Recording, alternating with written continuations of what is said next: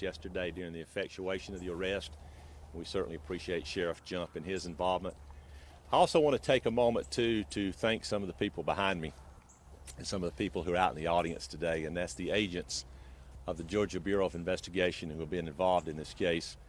Again, giving you just a brief timeline, we were officially requested to become involved late Tuesday evening when Mr. Durden and I had a conversation, probably about 9:30 or so that evening.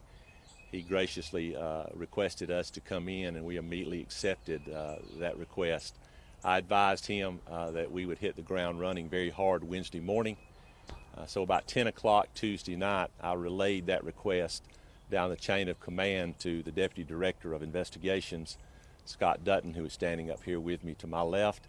And then Deputy Director Dutton began putting together a team to begin the investigation from our perspective early Wednesday morning.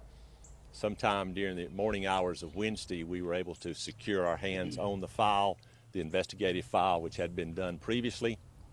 And the agents spent the rest of that day pouring through that file to make sure they understood what had been done in the case and what they thought needed to be done in the case, reviewing interviews and things of that nature. And they spent the remainder of Wednesday until very, very late Wednesday night doing just that. They took a short break of a few hours to get some sleep and then began early Thursday morning, yesterday morning, running a plan of operation and what they thought needed to be done regarding the remainder of the investigation. They hit that pavement hard yesterday, doing neighborhood canvasses, talking to other individuals who had already been spoken to, some individuals who had not. And then after the course of that investigation yesterday, about 5 p.m., we had a command staff level conference call with the boots on the ground agents here in Glenn County. And we were advised at the command staff conference call that they had established, and the facts had established, sufficient probable cause to seek arrest warrants against both Greg and Travis McMichael for felony murder and aggravated assault. That was certainly agreed to by the command staff individuals, including all the way up to and including myself. Those agents then immediately yesterday evening, sometime around the 6 o'clock hour or so, began securing the warrants through the assistance of a Superior Court judge in the Glenn County area. Those warrants were secured. They came back to their command center staff and began putting together a plan of operation to effectuate the arrest. At about 7:45, that was in fact done yesterday evening without any incident. No one was hurt, neither the defendants nor any of the agents. And so that was done properly and safely, and we're very thankful of that. Those individuals were then turned over to the Glenn County Sheriff's Department and have been placed in custody at that particular jail. So that's where we're at today. Before I take any questions, I certainly understand there is some concern, there's some question by the community, by folks around the state, probably folks around the nation. Is there anyone else going to be charged in this case? I will tell you that this case is an active, ongoing investigation. In fact, once this press conference breaks today, these agents behind me and the agents in the crowd who are here today to observe will continue their investigation. They're staying in this community. They're going to continue to work it, and they're going to go wherever the facts take them. If, in fact, the facts take them to make another arrest in this case, then they will do that. If the facts do not, then they won't. But I will tell you categorically that it's still an open, active investigation. We're continuing to look at all the evidence. They're continuing to do things that haven't been done yet, and we'll plan on doing that the rest of the time it takes before they make some decision or conclusion whether or not probable cause exists to arrest anyone else. I thank you for allowing me to make those comments. I'll take any questions. I'll say your hand first a minute. Yes. How far had the local investigation gotten when you guys got your hands on it? It had gotten to a good point. My understanding in speaking to my folks is that it was a good investigation. It was a thorough investigation. That doesn't mean there were some things that we believe need to be done that hadn't been done. And I don't mean that in a disrespectful sense to the people who worked it, but you could get 10 agencies to work a case, and they may work it 10 different ways and still arrive at the same place. So there were some things that we thought needed to be done that were done yesterday. There's some things that will continue to be done that perhaps haven't been done. We'll go back and review things that have been done to make sure they don't need to be tightened up in any fashion. But there's no complaining by my folks about what has been done to this point. Yes. What did the GBI during their 2 months with this case that led you guys to make an arrest and then not?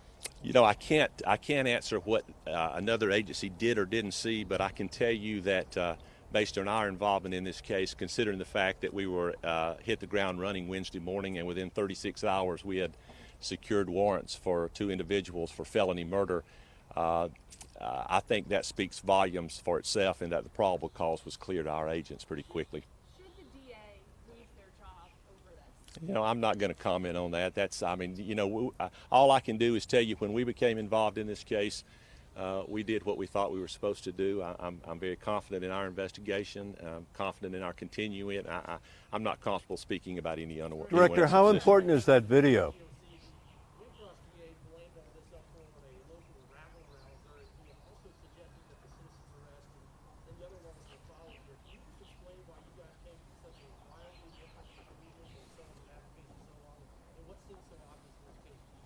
You know, again, I can't speak on what anyone else sees or doesn't see about a case, but I will tell you that we base our decisions on 2 things. One are facts, and the other is the law. Whatever the facts are, we apply the law to it. If the law says what the facts are is a felony murder, then we take the warrants for it. I'm very comfortable in telling you that there's more than sufficient probable cause in this case for felony How important murder. is the video, sir? I'm sorry? How important is the video? Well, that it's seems like to any other depict that piece. scene? Sure, it's certainly a very important piece of evidence. You know, anytime you can see what happens at a scene, then it plays an important role in decision making. Is it the only piece of evidence? Is it the only thing in this case? No. But is it important? Absolutely. But it seems that so much has transpired since that video has been released. I'm sorry, say that one more time. It seems that so much has happened, transpired, since that video has been released. 10 weeks, nothing seems to happen. The video comes out, and within days, there's 2 arrests. Yeah, well, I can only tell you what happened since Tuesday at 9:30 when we got involved. You know, the video was already out. We saw it. We reviewed the rest of the file, and we made the arrest. And You the know, video that's out, is that the media one, the version that is out in the media, is that the same video that you have and have been studying? to my knowledge, it's the same video, yes, sir. And Mr. William, what will happen to him? Mr. Who? Brian William. Don't know yet. You know, we're going to go wherever the evidence takes us. Let's say hypothetically, if we believe tomorrow or in a week or 3 weeks there's probable cause for an arrest, then we'll do it. If we don't believe there is, then we won't. I don't mean to be that simplistic or that flippant, but that's the way it is with us. We don't, you know, we base our decisions strictly on facts and evidence, and that's exactly what we'll do in this case. Without this video, would Let me these ask two you. men be free? Are you investigating the person who shot that video?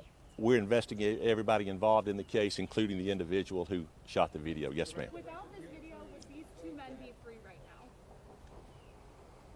now? I don't know. I can't comment on that. I can only tell you that when we got involved in the case, we look at what's available to us. If the video wasn't available to us, then we'd look at everything else. Whether or not we'd be at a point of probable cause, I don't know. Would you guys be involved if it weren't for this video that surfaced this week on social media? I don't know. We only become involved. So one thing about our agency, we can only statutorily become involved when we're asked to become involved. You know, and we don't work off of a timeline. In a perfect world, would we prefer to have been asked to become involved in February? Of course. But sometimes it isn't a perfect world. So we have to deal with the situation as it's placed in front of us. Yes, sir. When you say you want to continue investigating, does that expand to the Blanford County Police Department and also the DA's office? It will only expand to what's relevant to this murder investigation. We've been asked to conduct a murder investigation. That's what we're conducting.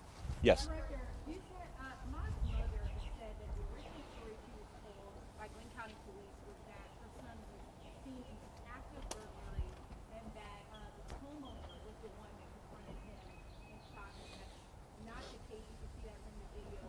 Are you looking into Glenn County investigators and their investigation and whether or not they were presenting the accurate information to the parents and whether or not they were doing a thorough investigation? The only way I can answer that is to tell you that anything that's relevant to the murder investigation we're doing, we will look at. If it's relevant to the murder investigation, which is what we've been asked to do and it's what we're doing, then we'll look at it. If it isn't relevant to that issue, then we won't. Are you concerned that you became involved with, are you concerned that you became involved in the case so late and that it took more than 10 weeks for an arrest to be made? Are you Well, yeah, again, I'll preface it by saying what I said a moment ago. The way we look at cases, if we can become involved in a case when there's still an active crime scene, when something just happened, that's always better for my people. It always is, because we're not reinventing the wheel. We're not depending on what someone else done. We're starting with what we do from the beginning. And so in a perfect situation, that's the best way to get the GBI involved. But again, if I told you this was the first time we ever came in late in the case, it wouldn't be true. It's happened before. And so, you know, my folks, I think, have done a tremendous job considering when they got involved, how, and the time they got involved to do what they've done to this point. But I would be foolish to tell you that things wouldn't be better for us as an agency if we didn't get involved very, very early in a case. I see you. Yes, sir. Reynolds, the attorney that apparently leaked the video, said that it's a full unedited video. And have you been able to confirm that? And also, is it the only video that your office has seen of the shooting? Well, I'm not comfortable talking about a whole lot more evidence about the underlying case at this point because we're not through with the investigation. We've obviously observed the video that we have.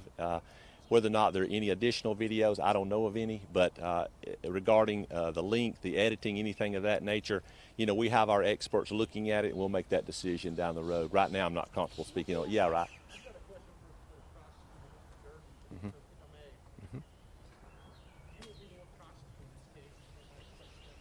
Sure.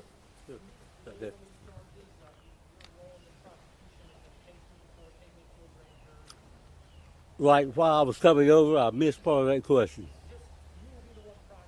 Yes.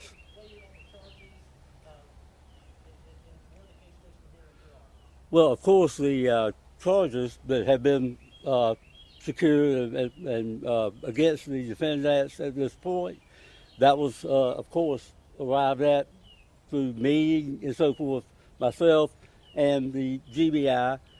My investigator has been working on the case also. So, but yes, to answer your question, yes, I will be the one prosecuting the case. And let me, if I might, follow up on a question that was asked earlier. And Vic had just finished, I guess, responding to. That is, you know, in a perfect world, you know, the earlier your involvement, of course, the better, okay? As y'all probably know from my prior press release, I was only asked to come into the case on April 14th, I believe it was. So I didn't get the case until then either. So we take it, you know, what we're given, and we go from there and go back and look at what has been done, and then go ahead. Forward, which, as you noted, has led up to these arrests last evening.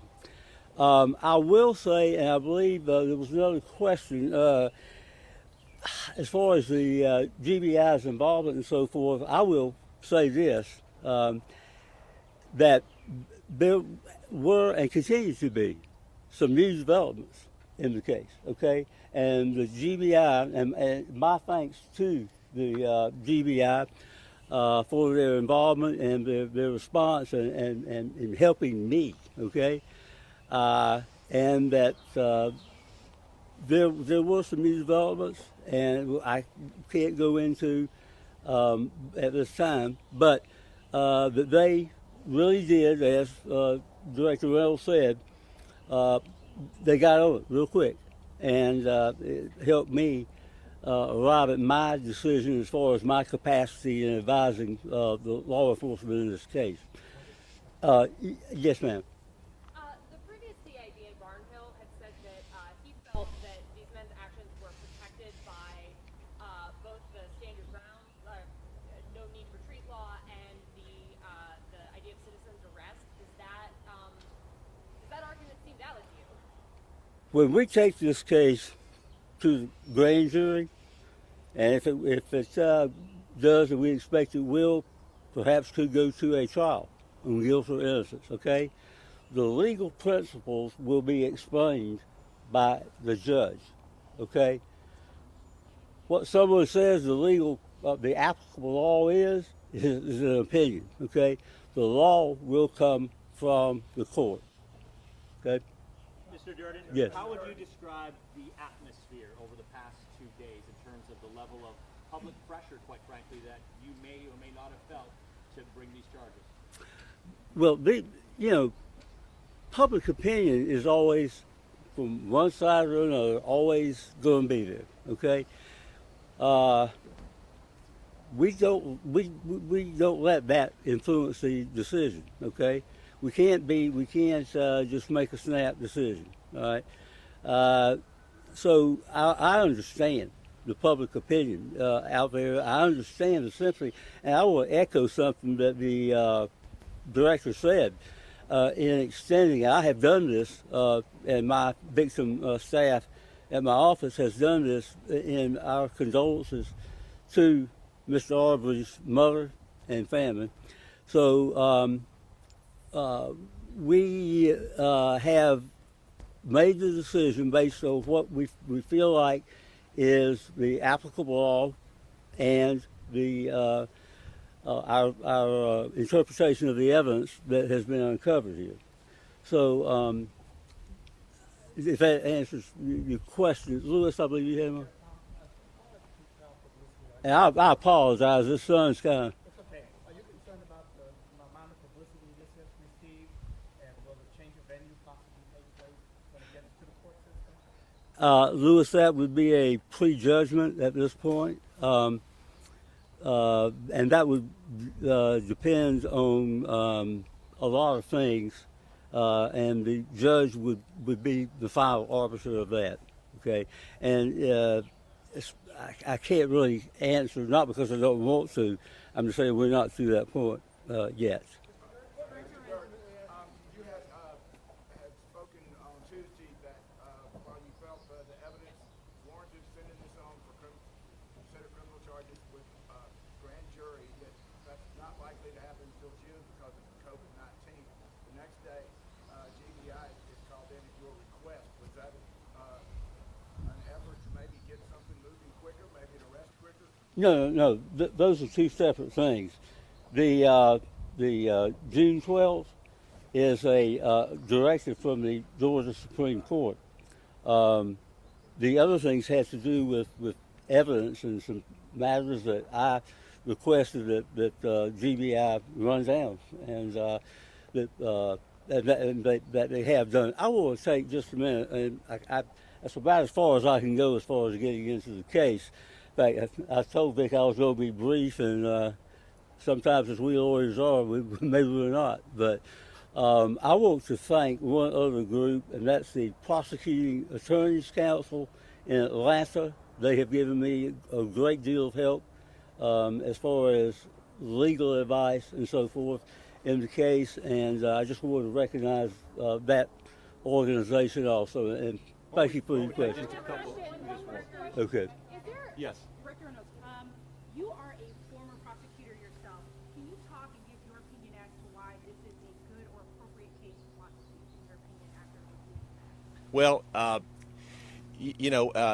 sometimes I have to make sure I'm taking off my former prosecutor's hat and putting on the investigator's hat. But the only thing I can tell you that from the GBI's perspective, and I kind of entertained both your question and the question of this gentleman a moment ago, I can tell you without any hesitation that regardless of the amount of social media, regardless of the amount of the mainstream media attention, regardless of the emotion, regardless of a supposed timeline, none of that matters to the GBI. It doesn't matter who the person is. It doesn't matter who the victim is. It doesn't matter who potential defendants are. All it matters is what the facts tell us. And so when we get into any case, certainly a case of this nature, our goal, first of all, is to see and find, number one, what are the facts? Then once we find those facts, number two, we apply the law to those facts. In this case, doing that relatively quick because, again, some of the investigation, a good portion of it was already done. We applied the law to the facts in this case and came up pretty quickly with a solid belief that there's sufficient probable cause to charge the McMichaels with felony murder and aggravated assault. I can tell you that if we didn't believe it, we wouldn't have arrested them. If we believe it, then we're going to put the bracelets on them, and that's exactly what we did yesterday evening. And so this case, when it is handed over to Mr. Durden for ultimate prosecution, will be complete. It will be done, and every stone will be turned over. I promise you. There's no hate crime in Georgia. There isn't. It's one of the, I think, 4 or 5 states left in the union that doesn't have a hate crime. So that would not be anything. I don't know. I think with the emergency order in the court system, that's going to be something that the lawyers have to deal with. You know, the GBI won't be involved in setting hearings. That'll be done through the lawyers. I don't know if the gentlemen have counsel or not, but once they do, that'll be secured then. Thank y'all. I appreciate you so much. Thank you so. Is that good, Nellie? All right. Thank y'all.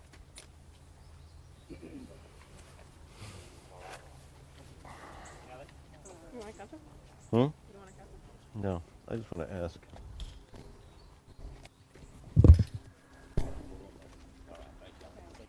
Sir, have you recovered the weapons that were used? Are you doing handshakes or bumps? What's the protocol today? Right there. I don't want to say that. Yeah, I apologize. I'm not being disrespectful. I just don't want to answer anything about any physical evidence. You covered so much. I just wanted to not have you right near you. We're still practicing the 6 feet on our end. Yeah. Clear in the boom. Big